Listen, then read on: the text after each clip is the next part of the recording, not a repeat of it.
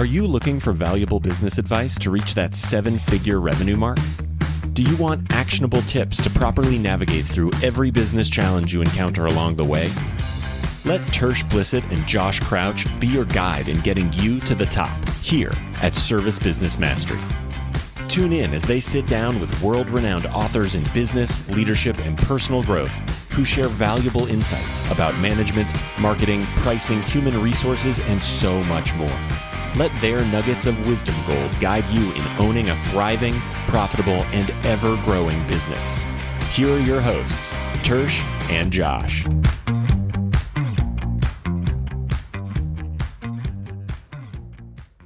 Hello, everyone out there in podcast world. Hope you're having a wonderful day. You're listening to or watching Service Business Mastery Podcast. I'm one of your hosts, Tersh Blissett, sitting across the table from my co-host, Joshua Crouch. And we are at the Home Service Freedom event in Orlando, Florida. It's the end of the event. Tersh has finally figured it out. Right. Home Service Freedom, Orlando, Florida, JW Marriott. JW Marriott. It's 2023, and we are here with the world famous Doug Wyatt. So your stuff means so much to me that I carry it around with me every day.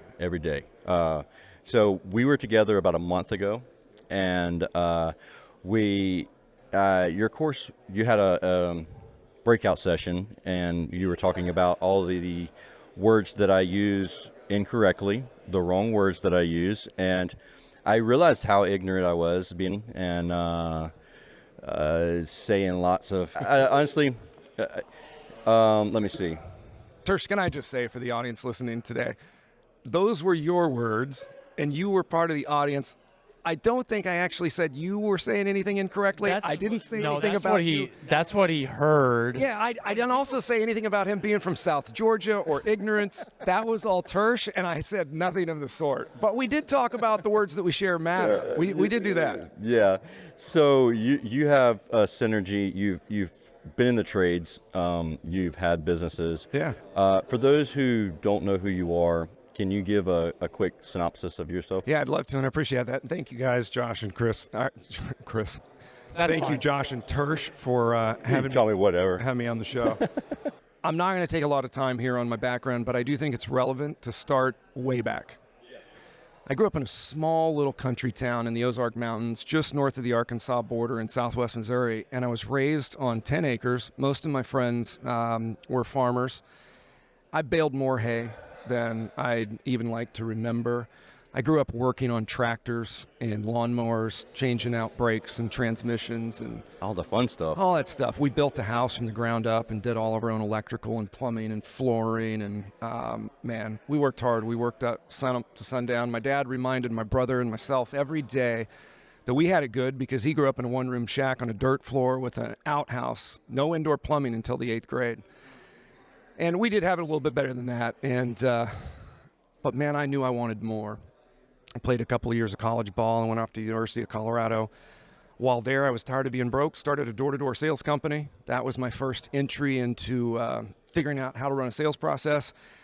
That gave me the resources to go and follow people that were great back in the 90s, like Dr. Stephen Covey, who wrote The 7 Habits, Tony Robbins, Zig Ziglar, Tom Hopkins, Jim Rohn, Wayne Dyer. You name it. I set up my college schedule my junior year so that every Wednesday I was done and I'd fly around and I'd listen to those greats. And I just take crazy amounts of notes. I'm meticulous. And then I've always prided myself on implementation. And I think it was because of my upbringing. I never wanted to go back. I love the small town. I love the people I grew up with, but I wanted real opportunity. And so I've been in Colorado for a long time. I've had restaurants. I got into the HVAC business with an HVAC and plumbing company in Colorado Springs in late 2006. So I've been in the trades almost 18 years now. And with that company, with another gentleman, we grew that company to Inc. 5000 status in 2009. That landed us a training opportunity across the country, worked with some major manufacturers, trained over 1,000 small business owners to sell with integrity. No lying, no cheating, no stealing, no manipulation. Sell with integrity, serve customers better, aim at your company better. I got burnout on that. I left the training side in 2015, partnered with a small ma and pa in Denver, Colorado after 18 years. They had no dispatch software. They had no internet. They had no call center. They had no wraps. Just talked about that with Sebastian. We were just talking about the slow adoption rate of the trade. So it's interesting. The next topic is like, they had nothing. Yeah, Josh, I mean, this company in 2015, good guys doing good installs. No uniforms, 2 trucks, 2 sons driving those trucks. They were wrap trucks, right? No, but they did have a logo on them. We wrapped them, though, and we increased everything there. I just put intellectual property work. I did not go into that company for more than 1 day a week. I wanted to prove that you could do this without being a slave to the business, that we could implement systems and processes. And 14 months later, we took a company that was 2 trucks, no brand, no internet, no website, no call center, no CRM. They were dispatching 2 trucks off Yahoo Calendar, and we won Linux Partner of the Year 14 months later. And it was a hard work, man. It's probably the hardest 14 months, so it wasn't easy. The next year, and I like to be very authentic and tell the truth, because I think sometimes we hear these amazing stories of 0 to 60 million or 100 million. The company's going to 150. Yeah, we did not do that. This was a company 18 years with 800,000 in revenue. And within a few years, we were doing 8 million, won Linux Partner of the Year. But the thing I wanted to share with the audience and both of you is it's not all wine and chocolates and roses. In 2017, we almost went out of business. I got a call that we were 90 days past due with our major manufacturer installing. We were a large chunk with our second line we were carrying. We were a large chunk at another supply house, and we got cut off. And so in 2017, after winning Linux Partner of the Year, we put the halt on any growth, and we just refined systems. We worked on KPIs. We worked on fixing the things that had got there. I mean, we were buying 3 trucks at a time. We'd go down to the Dodge dealership, pick up 3 trucks. So now you're at 40 G's per truck, right? Then you wrap each one of them for $4,000 each, and then you throw some Mastercraft shelving on there for another $3,500, and then you put $12,000 or $15,000 of inventory. You got to put a man in the truck. You got to get their uniforms, and now you got to market. You got to increase your marketing budget, right, Josh? Yep.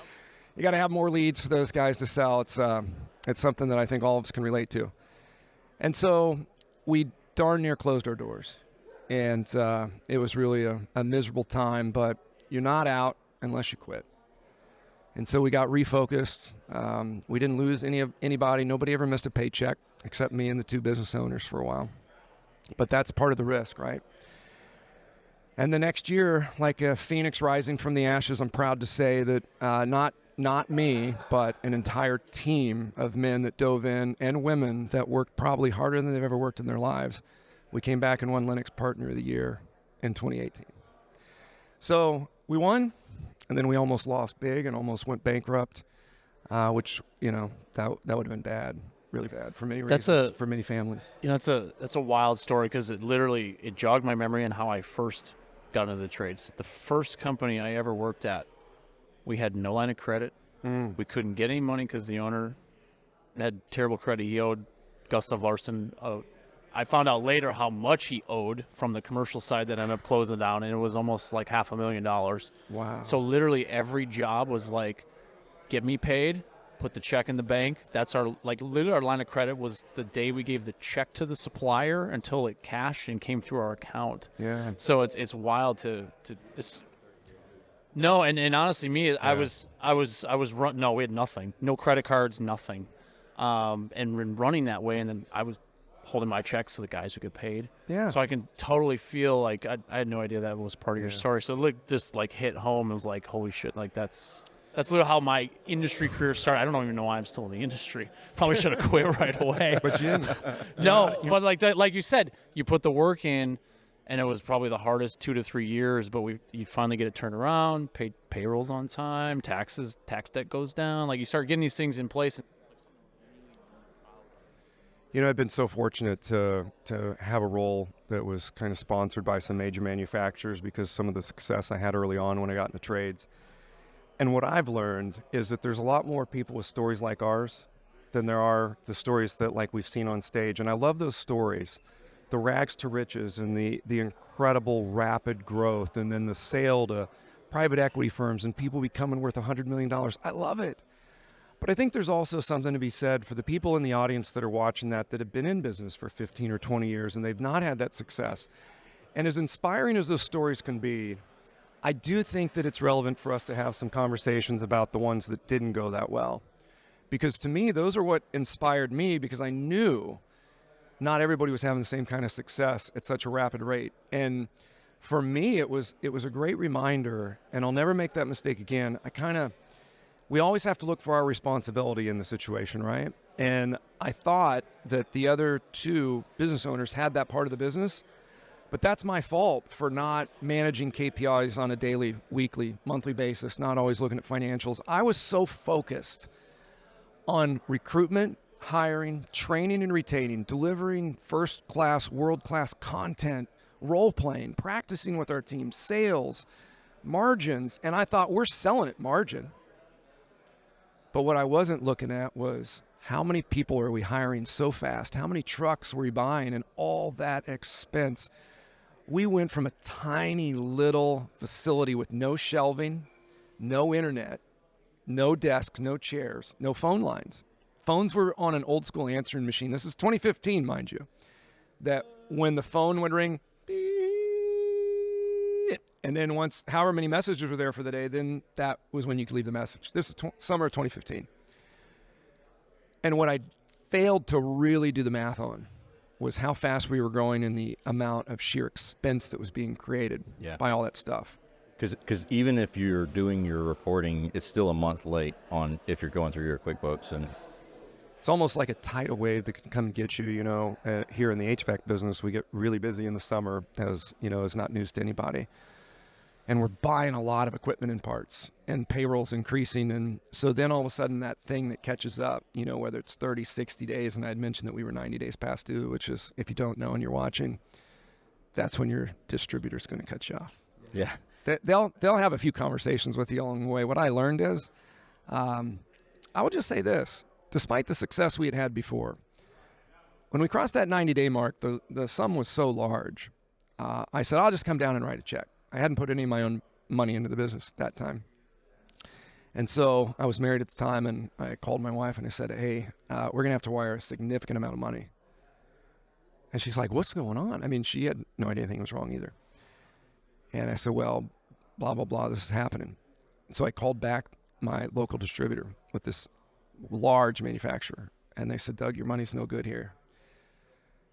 And I'm like, we just won Partner of the Year. And they said, yeah, but it's too much risk. And so anyway, even a check cash wasn't good. We had to really cure it, and we had to put a plan together. So if you're getting close to that 90-day mark, all I can do is encourage you to say, get that fixed. Do whatever it takes to get that balance paid down before you start churning past 90 days past due. Well, I like the fact that you guys realize that instead of continuing to grow just to have that top line number that looked so fancy, you guys decided to come backwards and fix those things and start, hey. Well, they didn't have a choice. Well, but people want to push past growth, and they just want to keep, I'm going to keep growing. I'll find an investor. I'll find someone to give me the money. Yeah. But you don't actually fix the problem, and then the problem grows again, and it doesn't go away. I will say this too, and this is one of the reasons why financials and KPIs are so important for all of us in business. You can trick yourself because everybody's getting paid, and all the van notes and everything are getting paid, and you can, if you take your eye off it, you can kind of use your distribution and your manufacturers as a line of credit. And be real careful about that, because all of a sudden that, like we said, in the summer months, that number can get so big, and then things slow down a little bit in our shoulder And you season. have to pay it. You still got to pay it. They're not going to keep giving you the equipment. Hey, I got $100,000 in your checking account. Well, your supply house bill is $150,000. Yeah. Well, I don't have $150,000. You know what I'll say too? I think one of the things that I really learned in that whole process, we do a lot of training. I can't remember if you mentioned that yet or not, Tersh, but you had mentioned that. I think you did. You said you'd been to see us there a month or so ago. What I learned through that experience also, there's a number of lessons that are to learn. What I learned is that you do not have to discount. I truly learned firsthand experience that there's, in my mind, about 66, 67% of the marketplace that if we want to build a company based with a premium brand, you're going to have to charge premium prices. I'm never talking about price gouging or selling somebody something they don't need. We live by the grandmother rule in my teams and my family, and that is that if you wouldn't recommend it to your very own grandmother, sure as hell better not recommend it to a customer. So we're never selling somebody something they don't need. We're never overcharging, but it's time to grow a premium company and take care of people and provide premium pay and serve if they're doing a good job. To provide things like company picnics and nights at the ballpark and employee of the year to Mexico with their family, or, Christmas parties at the Comedy Works. In order to do that, every bit of that takes money. To wrap your trucks takes money. To market takes money. To have a first-class, marketing company like yours, Josh, that takes money to do it right, to hire the company with value. And so what I learned was when we went through that and we put the brakes on growth, we still focused on sales, of course. And I just told the guys, we will not discount. No matter what, we're not going to discount. We're going to have to build even better value, and we're going to have to sell at full margin. If you don't think you can sell at our prices, then this probably isn't the place for you. How many technicians at that time, and I cross-trained just about everybody. We were about 30 trucks on the road at that time. I think right at that time, 15, 16 technicians, all cross-trained, not all with the ability or the permission to go ahead with a full add-on replacement sale. And then we were running 2 to 3 full-time comfort advisors. And so we ran a combination where guys that were approved, if we could make it work on the schedule, they could call in and they could stay if we could cover their next service calls, and they would go ahead and move forward with our kitchen table sales process, or they would refer it to the comfort advisors. We just stopped discounting on anything. We didn't waive any more diagnostics. We didn't discount any repairs. We did not discount any add-on replacement jobs. And that was how we dug out of that hole. We had to sell at full retail or we were going to go out of business.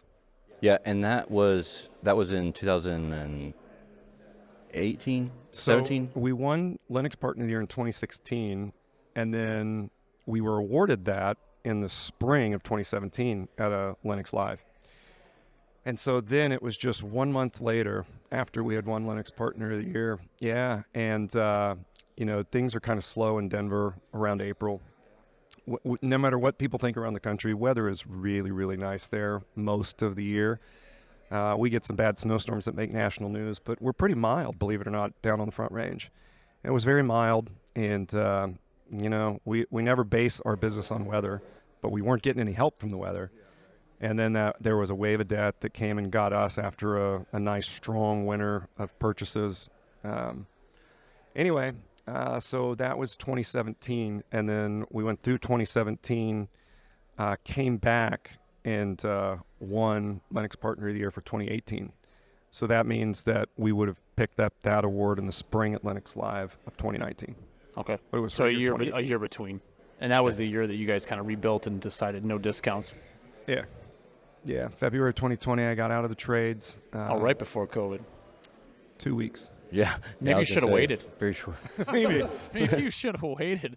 That's like whenever I sold one of my houses, and I sold it for $150,000 less than what the people that bought it from me sold it the next year in, 2021? Well, that's the house with the house we looked at in Arizona. People bought it like 3 years prior, and they doubled. If only we had a crystal ball or had a little more Nostradamus as part of our DNA. Yeah, but there were some challenges in that company, and there were some things that just didn't align with some nepotism type stuff, favoritism of bloodlines, and it just wasn't resonating with me. I'll leave it at that. Great people there, but it left such a bad taste in my mouth. I left the trades for a bit, disappeared, built an all-natural sleep aid in some of the world's mass retailers like Walmart, Walgreens. And then I'm telling you, after 2 years away and COVID, it was kind of a lonely time for all of us. What I realized was, man, you were wasting a talent.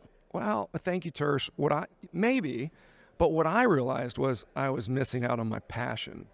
And my passion, I've been in the trades now for 18 years. My passion is working with salt of the earth, hardworking, honest patriots. People that bleed red, white, and blue, people that don't mind getting up early and working late, people that want to provide for their families. And I'll say this, as good as some of the people were that I met in the throes of some of the largest corporations in the world, I missed the guys riding in vans and working with them. I missed the business owners that I'd met. I just missed it. And so I'm back. I've been kind of behind the scenes for the most part, building something I think is in my plan, my vision is that's going to change the industry. And I think we're doing it. But I've been working behind the scenes for 2 live events here and there.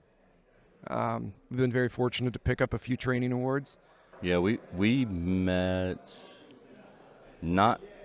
obviously not a month ago at Service World Expo, but the year prior to that. We met in Tampa. Yeah. At Service World Expo. Yeah, a little over a year ago. And then we were very fortunate. We joined Service Nation Alliance. They pursued us because we had been doing a number of training events for some of their clients. And they referred us to the top level leadership. And then they came and vetted us out. And we're very fortunate. I'm so proud of this because it's a reflection of our entire team. We won Most Value Added to Your Business after an international vote by the Service Nation Alliance members. So we picked up that award in Nashville in April of 2023, just 6 months or so ago, whatever that was. Oh, that's sweet. And that is with Synergy Learning Center. Synergy Learning Systems. .net. .net. Okay. Well, it's funny because we had Rilla on and they have a .com, and I'm like, what's wrong with you? Like, why don't you have a .ai? Like, seriously. Can I give a plug to Rilla real quick? Yeah, go ahead. Sebastian Himz is one of the most talented young people I've ever met. I got a chance to meet Sebastian at that event in Nashville with Service Nation Alliance, and we became friends, invested about 6 hours on the Nashville Strip together.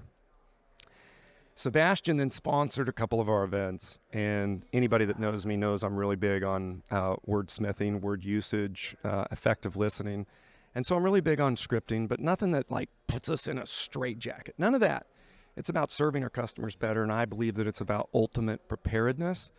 And so Sebastian sponsored a couple of our events, came out and spoke at one of our events, sent some of his C-level executives in at a different event to come in and speak. And to this day, I'll say this, I keep Sebastian's marketing pieces in all of my live event workbooks, whether he sponsors it or not. Because I believe what Sebastian is doing is changing the game. Because if I was on the contracting side, I would have every technician, I'd have every comfort advisor, I'd have every CSR, and I would have every installer on a Rilla license just to make sure that we're doing what we say we're doing in every role play and every training. Because we can't be everywhere all at once. But his software and that AI and the ability to measure to 0.1%.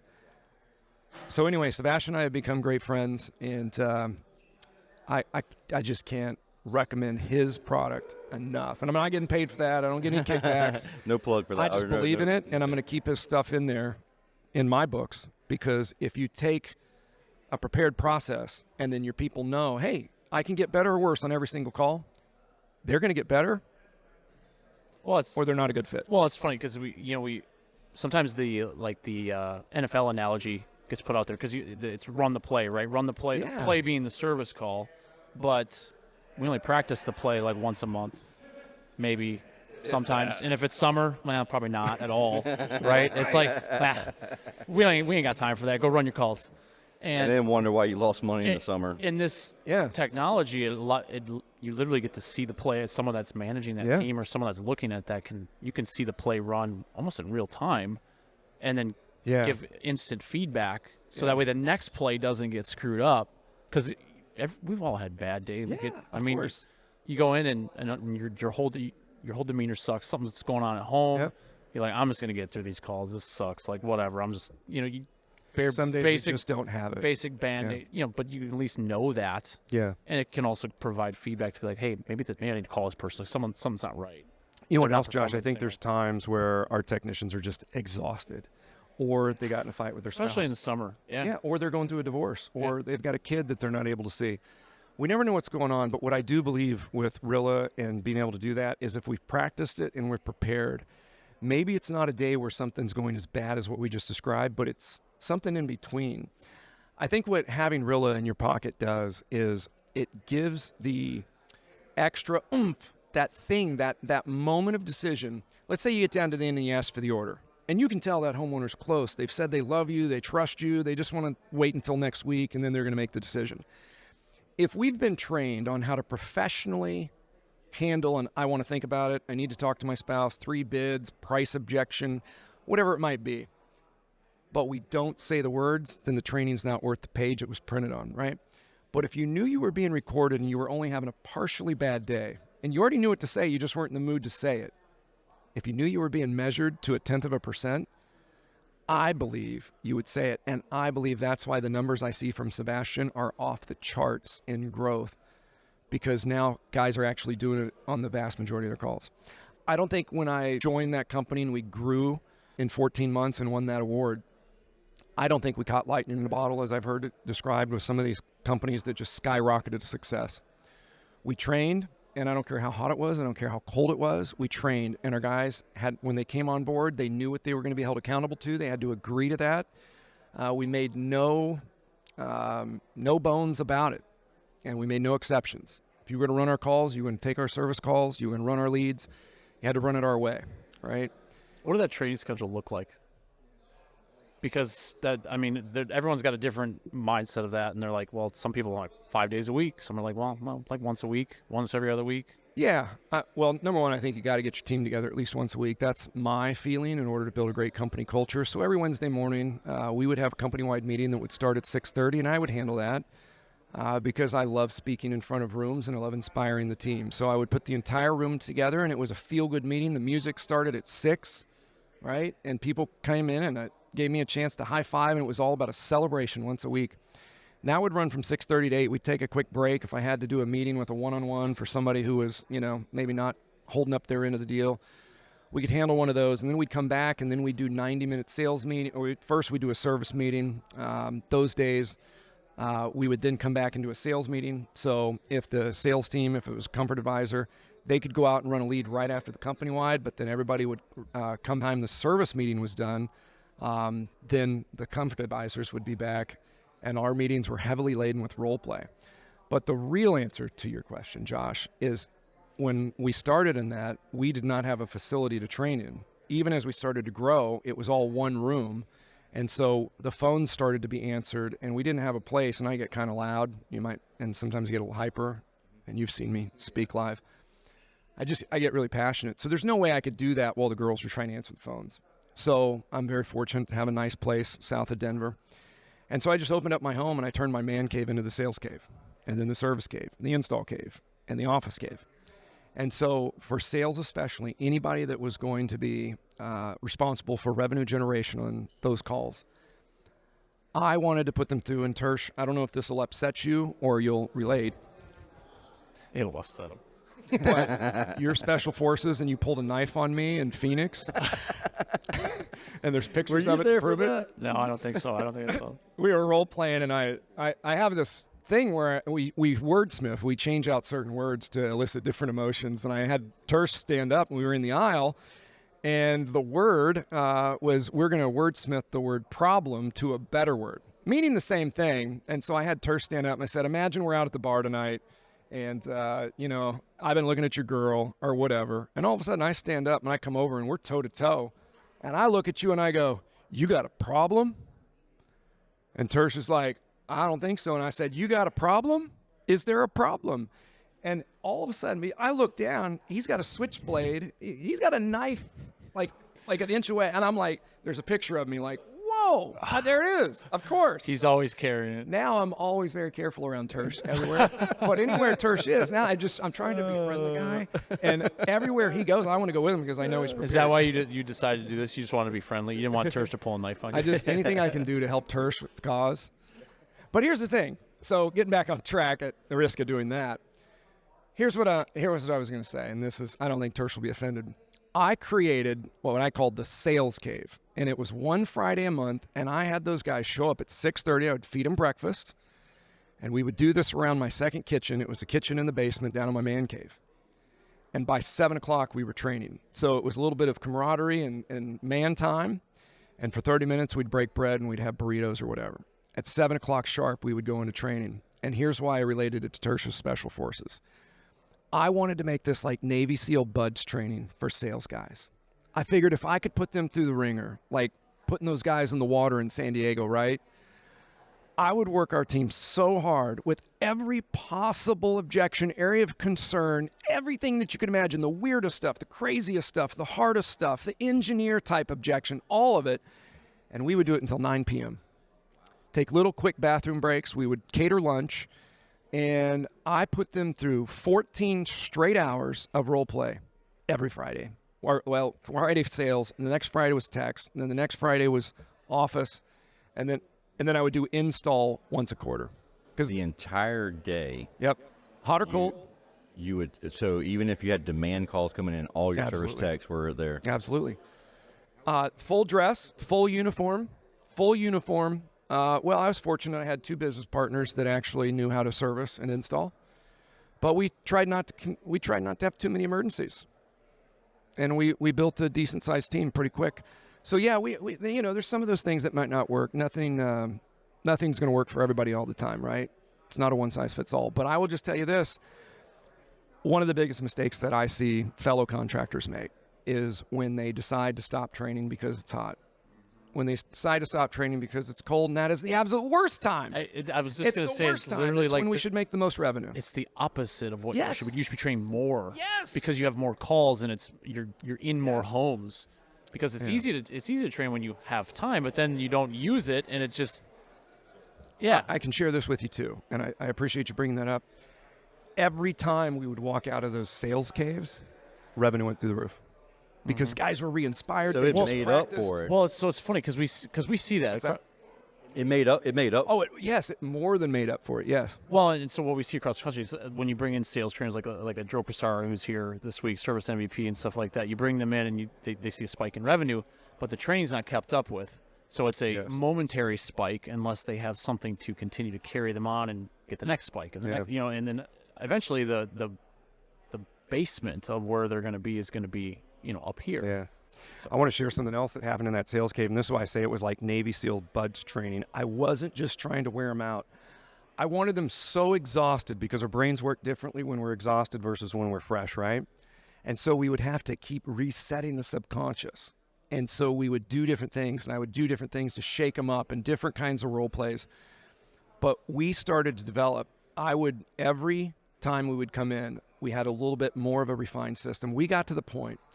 Every single role play, I would literally have an 8.5 by 10, 11 page that has line items on even a 90-second role play, like 20 different things that we're looking for, from pauses to cadence to wordsmithing to how did we ask the question, what kind of voice inflection did we do the last 2 words on a down tone, on an up tone.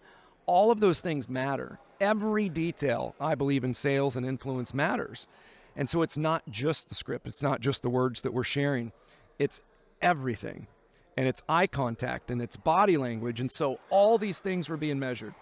And so our chief operating officer right now at Synergy, Chris McCollum, it's like we're putting the band back together. Chris was our service manager. Anytime we had him in the field running service or sales, he was our number 1 revenue generator, number 1 close rate. But he was also our service manager, and he was busy, and he implemented Service Titan for us and helped me work with the call center, all that. But the guys started getting upset because we had pretty nice prizes, cash awards for whoever walked out of there as king, right? When they would walk out of Sales Cave once a month, there was a nice cash prize for first place, and second place was a set of steak knives. I'm just kidding. You know what movie that's from? No. Glengarry Glen Ross, one of the best sales scenes of all time. Alec Baldwin.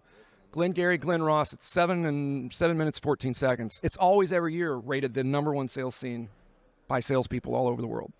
Anyway, that's a little side note. Anyway, our guys, we would end up, our biggest sales cave ever was 16 men in there working on our kitchen table sales process, and all 15 of them wanted to beat Chris. Never once did Chris lose. All my rule was as I don't care how bad you guys want to win, just don't cheat. Be men of integrity. If he messes something up, mark him off. But if he does it perfect, then give him credit. And there were a couple of guys towed up to him, but nobody ever beat Chris. He's that good.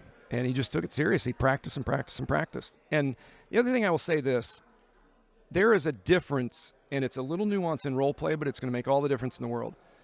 What I see, and I take a lot of pride in being a great role player, like a real kitchen table. What I see, number 1, we don't make it fun enough for our team, so our technicians don't want to do it. We got to make it fun. We got to celebrate things. It's not about embarrassing anybody. It's getting better. It's about constant and consistent improvement. But the other thing, once we're role playing, the biggest challenge that I see is we allow people to do what I call step out of role play and say the words, well, what I would say there is, that is not role play. Yeah. What I say is you got to sit in it. And there was an example here in the Tommy Mello event today where one of the speakers, I think it was Keith Mercurio, asked an audience participant a question. And the guy didn't have the answer. And instead of Keith interrupting or giving him the answer, they just sat there. And what I call, he let him sit in it. And it was awkward. Their entire audience, however many people are here, but it was 700 was silent for about 15 seconds. And the guy gathered. That's a long time when 700 people are staring at you. Oh, my gosh. That feels like an eternity. And then this man, I think his name was Edwin. I hope I didn't get it wrong. That man came back and gave the perfect response. It was about 10 seconds long, but it was the perfect response. He got a chance to collect his thoughts. So what I always shared with my team is you never, ever, ever break role play. If you get lost, you just sit there. I don't care if we have to sit there for 3 minutes while the blood comes back to your head and you gather your breath and you sit there and you think, and I don't care if you get it wrong. We have been programmed since we were children to not speak up in class, to not get the answer wrong because your friends are going to snicker and you're going to be the outcast. And so could you imagine? We're afraid of failure. Could you imagine being dyslexic, have a speech impediment, and be ADHD? I'd probably go into special services and pull knives on people. And then not be diagnosed until you're an adult? Tersh, you really went through all that? Yep. Every bit. That's the reason I started the podcast. I wasn't diagnosed until after the podcast. You know who he reminds me of, and I've never said this on the show. The guy that used to do I think it was the Dos Equis commercials, like the most interesting man in the world. Do you remember those ads? Yes. They literally, yes, it's like literally him. Yeah, maybe you're interested. Special Forces, he wears a suit every day. His feet are full of blisters, yet he's still wearing them fancy-ass shoes. This guy, I mean, you talk about fancy. Yeah. He is the best-dressed person everywhere I go. By the way, Tersh, I didn't mean any offense. I joke around sometimes too much. We've gotten to know each other a little bit. No, you're not. But when I said you'd you'd go Special Forces, dude, I am so impressed by you. And I know a little bit of your story, but honestly, I can't imagine what that would have been like. I'm not the smartest guy. I always like to say Dwayne "The Rock" Johnson stole my line, which is I'm always going to be the hardest worker in the room. The dude could outlift me, but other than that, I think he could lift you. He could lift me. He could not just outlift you. He could lift you. But Tersh, wow. I can't imagine. I've never had to face that challenge of being dyslexic. But what I do know is that getting up and reading a speech in public speaking, and the public speaker, the teacher, it was an elective, and he didn't want to be there. That was the worst class I had ever. And I did it as a senior, and I had to take it, and I had already pretty much graduated. And I was taking college courses. I only had to go to the high school to take public speaking. I know that you guys have seen me speak at some of these events around the country, and you know that I give away a lot of cash. Yeah. The cash, though, isn't for the right answers, right? Right. Cash is for participation. And what I'm trying to do is rewire the brain of the audience that it doesn't matter if you have the right answer, it matters that you tried. It matters that you got out of your comfort zone. And so I would do that with my guys. I do it at every one of our speaking events. Carry a pocket full of cash to reward participation and to reward effort, not correctness. And so it's because we are all suffering, maybe you more than most of us, Tersh. We all suffer from worrying about being wrong. And so the reason why, and one of the biggest things that I see that's not happening in the trades, is that we're not forcing our guys to role play. And so therefore our processes aren't getting implemented in the vans or in the homes, because if they're not comfortable doing it in the facility, and they go, well, I don't want to do it here, but I'll do it in the house. I just want to do it here in front of you guys. They're never going to do it like they could have done it in the house because they're not getting that practice. So I just didn't ever allow that. And when we made it part of our culture, our guys got better and better. And every week they loved it more and more. They looked forward to role play. And because we celebrated the effort and we didn't beat people up for being incorrect, it got more and more fun. And guys wanted to do it. So I would encourage anybody watching, if you're having challenges getting you guys to role play, let's make it fun. Let's reward the effort, not the perfection. Reward them for trying. And I'll also say this.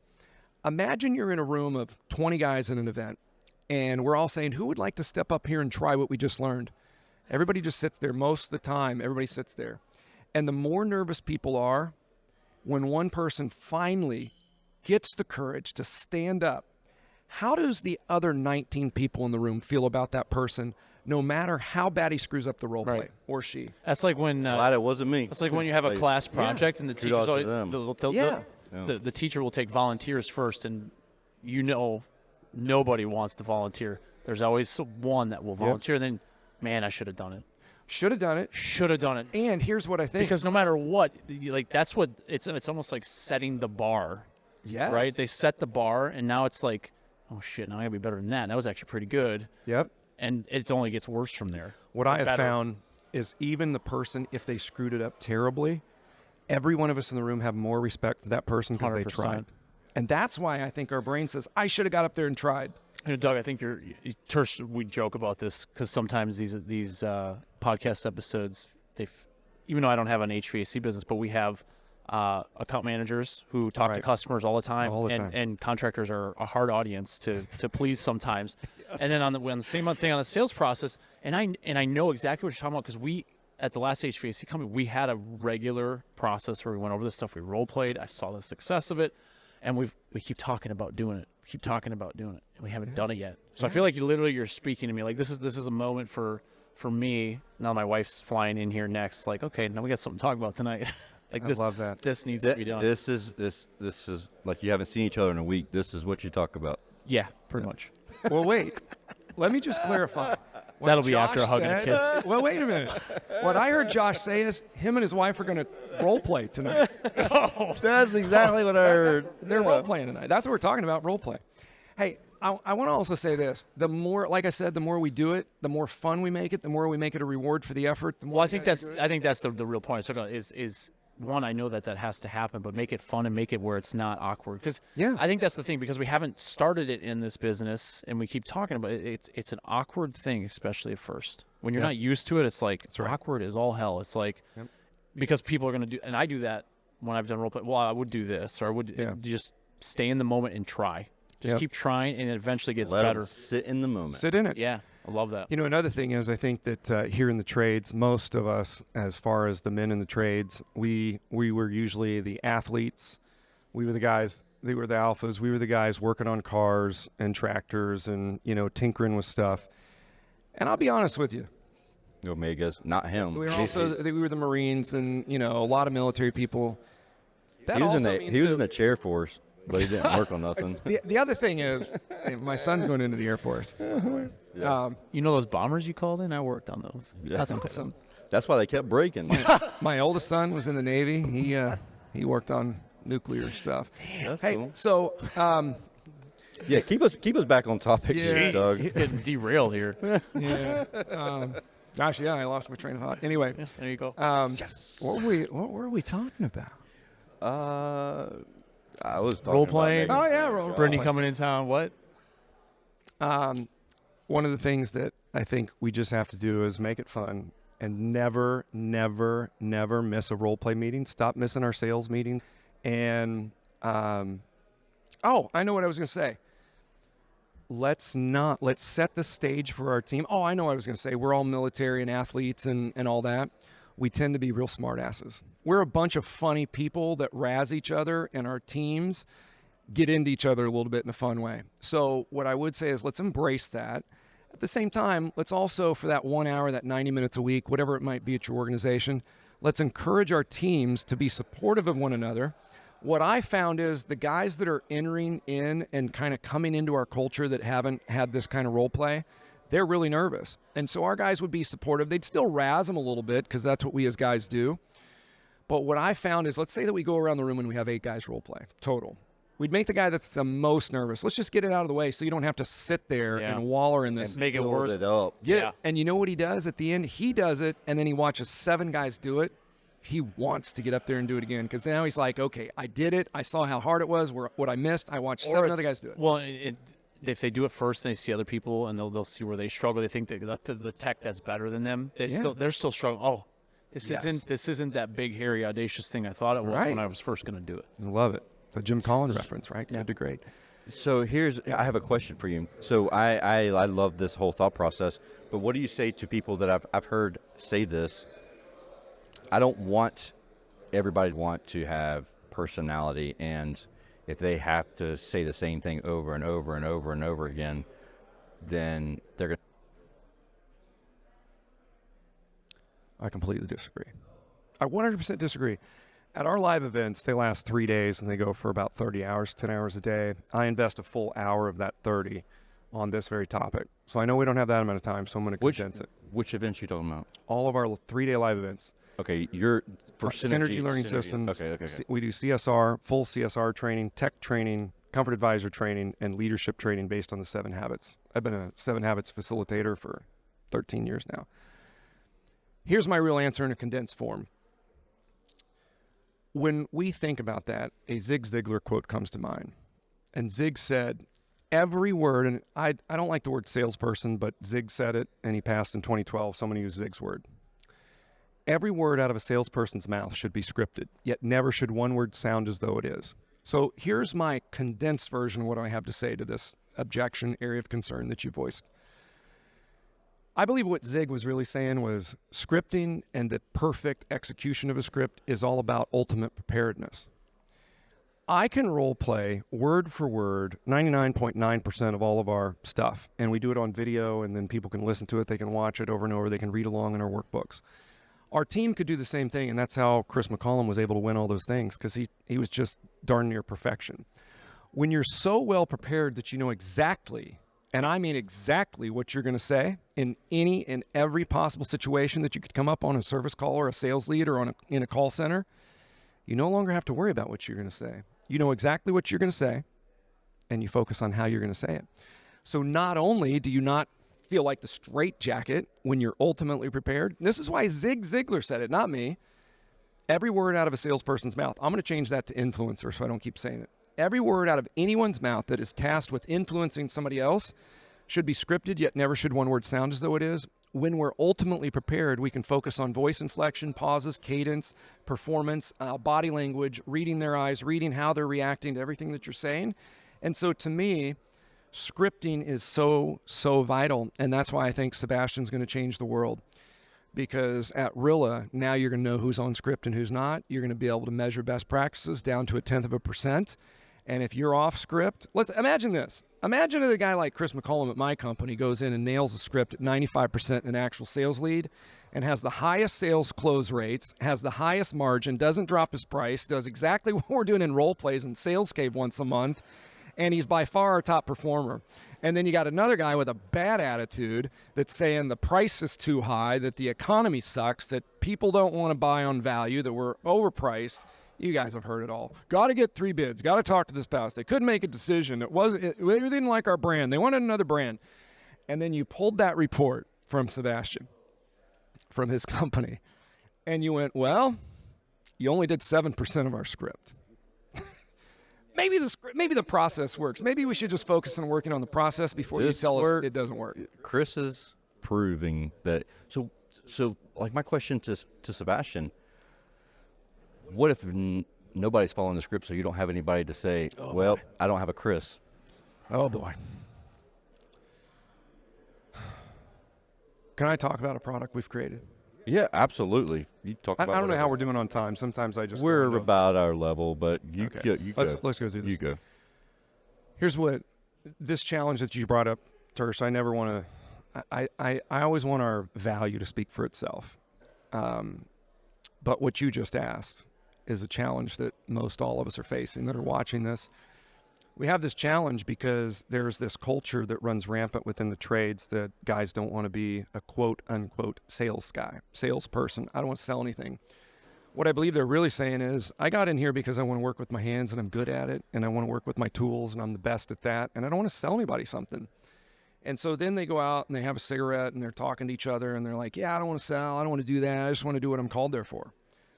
What I like to do is work on the mindset to say, are you really serving them well? Look at cancer rates. Look at cancer. I mean, there's all these studies from the EPA. There's studies about indoor air quality. There's studies about, women that work in the home contract cancer 58% more than women that work outside the home. Our homes are killing us. This carpet that we're sitting on, Carcinogens. right? VOCs, dust, dirt, debris. We're getting sick. We're sicker than we've ever been before. And so are we really serving our homeowners if we're in there and their furnace is out or their hot water's out, and we could solve other challenges by bringing them up? Now, what we've created is a system that I believe we've been able to break through the clutter, create ways to communicate through our wordsmithing program, our listening sequence, our sentence structure, our empathic listening, everything that we teach and everything I've learned in 30 years in business and studying psychology and communication and 18 years in the trades, we've customized for HVAC and plumbing. The reason I asked about if I could share product, for 2 years, we've shot thousands of videos, fully produced. I have a master of videography and 11 video editors around the world. We're creating 7 to 12 minute manageable chunks. And for the first time ever, what I believe is we're creating a way to overcome the challenge that you just outlined. It's addressing every bit of the human experience of our people in the trades, the CSRs, the techs, the comfort advisors, the leadership. We put it in 7 to 12 minute miniature chunks that are manageable to learn. And then we included interactivities. And this is through the same company on the back end of our website that billionaires are using in training, like Grant Cardone and Zig Ziglar's company and Damon John of FUBU and a lot of others. A lot of times what I see with video training and virtual training, guys don't like it because it's the quote CE course, continuing education. Guy clicks play, goes and makes dinner with his wife, and then he goes back and he goes, yeah, boss, I did it. Well, you can't do that with ours, because we have to get engagement. So what we did is first made our videos very entertaining. Every one is like a little miniature movie, fully produced, music, B-roll, entertainment, humor, emotion, inspiration. And about halfway through every video, we stand to the side and 4 boxes come up, and it makes it interactive and almost like, you ever read one of those Goosebumps books with kids or when you were younger? It's a choose your own adventure story. Yeah. We have engaged our audience, and we just did a pre-launch at Service World Expo last month. We've been working on this for years, and really it's my life's work now in video, but we're engaging the audience, and for the first time ever, we are providing business owners in the trades KPIs on the personal development and engagement of their team. The way we're doing that, when an interactivity, let's say it's our first video, and the video comes up and 6 minutes in and it says, the owner of your company has invested in you and in this training program, and most likely has assigned you a certain number of videos per week. How are you feeling about being here? 4 questions, 4 answers come up on screen, and they're going to have to click on one. So now they can't be over making dinner, right? They can't be watching the football game. They can't be throwing the football with the kid. They got to be paying attention. Let's say that the first answer is, I'm so glad I've been waiting for something like this. Second answer is, I'm not sure. I'm keeping an open mind, though. The third answer is something in between that, and the last answer is, I'd rather put a bullet in my head. Whatever, right? Something to that. It wouldn't actually be that. Let's say it was that. If you have a guy that says, I'd rather be anywhere but here, now you know the temperature of your team. You know that guy, if he's being a smartass, if he's taking your investment seriously. Every click on our system is tracked. You're also going to know if you have a guy that says, I'm excited or I'm keeping an open mind. That's tracked. As soon as they click it, we've now shot 4 custom videos based on their answer. So whatever they select, we're going to come back and address it for a few minutes, and now they're going to feel like we're actually talking to them. Even though it's not live and they know it's not live, every video is interactive, and then we're going to have a response custom. That's a lot of videos. Thousands. Yeah. Fully produced. That's why we have 11 video editors, a master videographer. I've been doing this for 2 years, 15 hours a day. I'm a workaholic. That's why I say there's nothing out there that's ever been created like this. So then at the end of the video, so now we all come back together for the last, let's say, 4 to 6 minutes of this video after I do the custom. At the end of the video, there's a quiz. If they weren't paying attention, if they weren't taking notes, they can't pass the quiz. If they don't pass the quiz, the business owner and the leadership is going to know. They got to go watch the video again. They cannot fast forward. They got to go through it again. This time, just to keep them engaged, if they want to try a different one of those interactivity answers, choose your own adventure, they can click that one, and now they get a different response from me. So it's a different video. Now they're like, this is pretty cool. They get to the end. Now they took notes. They took it serious. At the end of the week, and the business owner can log it in any time, thousands of videos, mindset training, empathic listening, some of my 7 habits stuff, wordsmithing, it's all in there. Plus customized role plays from the call aheads to the CSRs to the arrival at the door, the entryway, the stat, everything, HVAC and plumbing, kitchen table, asking for the order, optional repairs, everything. Every single thing is in there that you could imagine that I've learned in 18 years in the trades. And at the end of the week, you're going to get a report in your inbox that shows you down to the second how much your team is trained.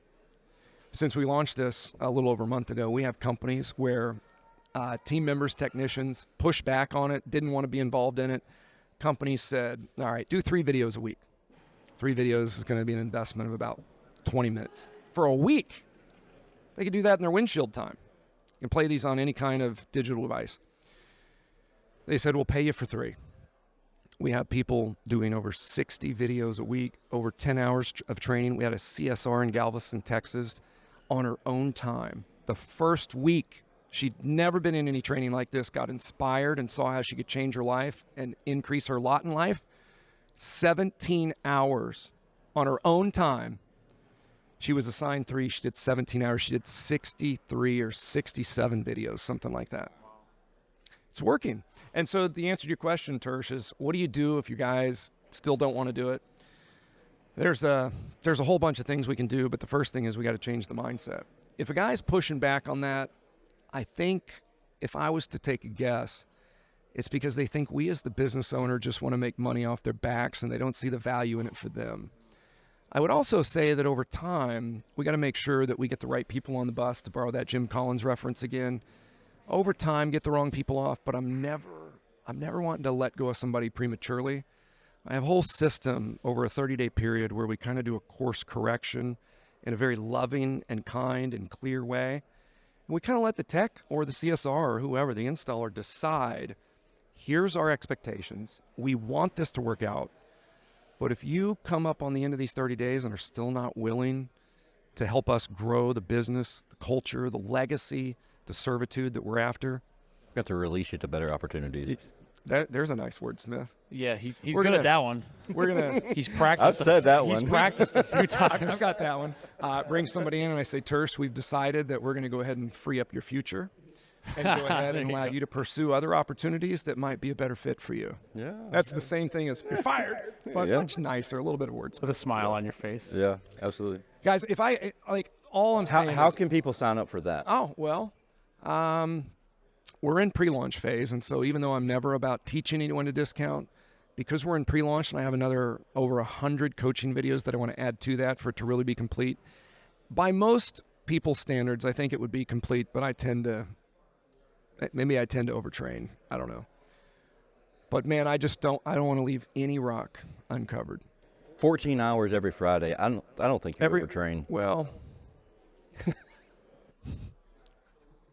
because you're special forces. It's so funny when Lives are on the line, it's okay to train a lot, right? But if we're just talking about some indoor air quality and some variable speed, we don't need to train. Yeah. That's Right? crazy because I asked that question. I had no idea what And- your and answer lives was. I aren't thought it on was the going to be like line. 5 days a week or something like that. Yeah. You know, 14 hours Just remember, in a cave. yeah, of to sorts. clarify though, that's once a month, Friday, Yes. but I'm doing it every Friday because I got different groups coming in, and sometimes I got techs that are cross-training. And by the way, a privilege to get invited to that. If you show up this month and next month you haven't worked on what your assignments were and what you didn't do well last month, you're not going to get invited back for a while. Doesn't mean you're going to get fired, but it also means you're not going to get the privilege of running one of our badass kitchen table sales leads. I mean, listen, there's guys in this industry making $250,000, $500,000. I heard recently there's a guy out in Cali, $750,000, $800,000, selling HVAC at the kitchen table. There are people in our industry, if you really get serious about this, that are making more than surgeons with 16 years of additional schooling after high school. Specialties, right? And so I think it's worth it. And I just think it's worth it because we're serving homeowners better. So you asked how they can get involved.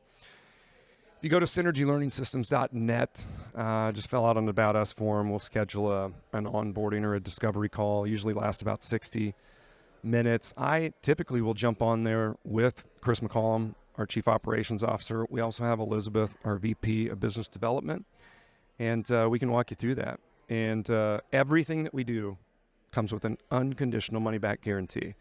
Always an ability to test drive our services. And if you don't think it's the best training you've ever had, if you don't think it, let me back up. I don't ever want to say we're the best at anything. I do think we've created something different. There's a lot of great trainers out there, a lot of them that I've seen walking by here. Some amazing people, legends in our industry. I think we're a little different in a couple of the ways that we approach things, and I think it's working. So what I would say is if you come to one of our events and you don't think it's going to work for you, then we'll give you your money back. I would not ever want to keep somebody's hard-earned revenue because it is hard to earn in this business. I would never want to keep somebody's hard-earned revenue if they didn't think they got the value. I don't want to keep their money. And so that's my job to deliver every time, and our team's job. So unconditional money-back guarantees on all of our training, whether it's virtual or in person. And I would just say reach out to us because Dr. Covey shared something with me in 2011. He passed in 2012, but he knew I was in the trades, and he said, Doug, Dr. Covey, The 7 Habits of Highly Effective People. He said, Doug, you can be efficient with machines. You cannot be efficient with people.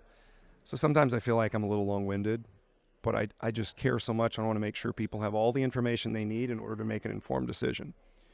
And so to just throw out a price on here, it's more than affordable if you use it and implement it. And if you don't, you're wasting your money, and it's not going to be worth the paper it's printed on. Yeah. Cool. We won't leave a price because this is evergreen, so it'll be here forever. So. And those prices are going up. I'm just I'm kidding. I'm kidding. We are in a pre-launch phase. It's a great time to get involved, and I've guaranteed everybody that's joining us during the pre-launch, give us a little feedback on any button that didn't work. I mean, we're pre-launch. We're in beta, but it's a program that's working for people. So thanks for not holding me accountable to the pricing or to the investment. But I will say, anybody that joins us, because I'm so big on something I learned in high school in a small town, when you go to the dance with somebody, you leave with the one you came with. And so when people are willing to take a shot on me, I'm never going to forget the people who got involved and were the early adopters. And so anybody that gets involved in a pre-launch, I do guarantee you this, the investment will never, ever, ever increase. You get involved early on at a significant discount as a pre-launch, you're never going to end up being asked to invest more. Cool. That's synergylearningsystems.net. Doug, thank you for hanging out with us. This was great, Doug. Yeah, I appreciate it. You guys are amazing. Yeah. You guys are becoming legends in front of my eyes. We even got a banner with our freaking faces on it. I mean, that's amazing. That just showed up for us. We didn't make that. You're right. And by the way, can I just say, before we go off, are we still on? Yeah, we're still. Dude, I got a man crush on you. You look so good. What have you done with your health? You are like a force to be reckoned with. I'm trying. I'm relentless. Relentless. He's relentless. Tim Grover reference? Relentless Digital. Oh, Relentless Digital. That's right. Yeah, that's the name of the company. Of course, I do know Relentless Digital. Yeah. I just didn't. I'm not the sharpest tool in the shed. But you're working out. You're just doing the thing, right? Doing the thing. Consistency. Moved to Arizona to be healthy. We left the condo at 6:30. I got up at 6 o'clock to him coming back to the condo from running around the gymnasium or running around the complex because the gym wasn't open. He got up at 4:30 You're to running. go running around. I was like, That's what it takes, though, right? no. Even when you're on a business trip, you're doing the thing, and that's just the same. Well, if I don't, full disclosure, my trainer's going to kick my ass when I get back, and it's going to hurt for a week. So I do want to try to keep up a little bit. It's accountability, because if we were holding our teams accountable to role play, rain or shine, hot or cold, right? Yep. Whether you're on a business well, trip that's or not. exactly it. It's the accountability part, because I know come back. So we get back next week Friday after Women in HVACR. That workout's going to be tough. If you do it with consistency, it'll work. Yeah. Cool. You guys are Appreciate great. you. Yeah. Thank you, everybody that hung out with us to the end. We'll talk again soon. Actually, in about 10 minutes, probably. No, I'm just kidding.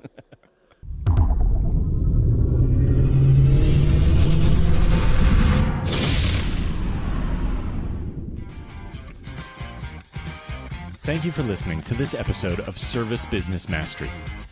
Now that you are equipped with essential business advice from this impactful conversation, you are one step closer to becoming the successful owner of your dreams. If this episode has been helpful to your business journey, don't forget to subscribe to the show, leave a rating, and share it with other owners as well. Visit servicebusinessmastery.com to learn more.